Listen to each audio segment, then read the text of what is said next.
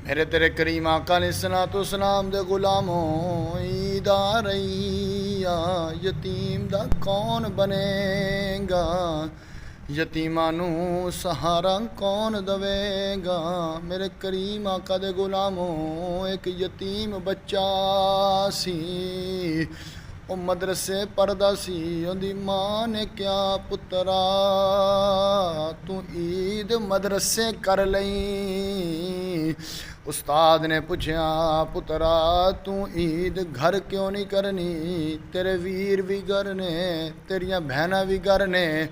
ਉਹ ਕਹਿੰਦਾ ਏ ਉਸਤਾਦ ਜੀ ਅੰਮਾ ਨੇ ਕਿਹਾ ਸੀ ਈਦ ਮਦਰਸੇ ਪਾ ਕਰਨੀ ਹੈ, ਪਰ ਮੈਂ ਪੁੱਤਰਾ ਜਿਹੜੀ ਖਲ ਮਦਰਸੇ ਆਣੀ ਹੈ ਉਹ ਆ ਹੀ ਜਾਏਗੀ, ਤੂੰ ਈਦ ਘਰ ਕਰ ਲੈ। फरमाया उस्ताद जी मेरा बाप कोई नहीं आ, मेरी माँ ने क्या सी पुत्रा घर पता नहीं ईद वाले दिन गोश्त आना या नहीं आना,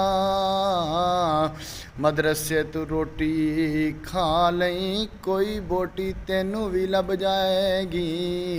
ओ दुनिया वाले हो जो यतीम पुत्र या यतीम धियां हो जांदियां ने, अपने भी छड़ जाते ने बेगाने भी छड़ जाते ने। इस गलों मियाँ मुहम्मद बख्श अलैहि रहमा ने कलम चुकिया।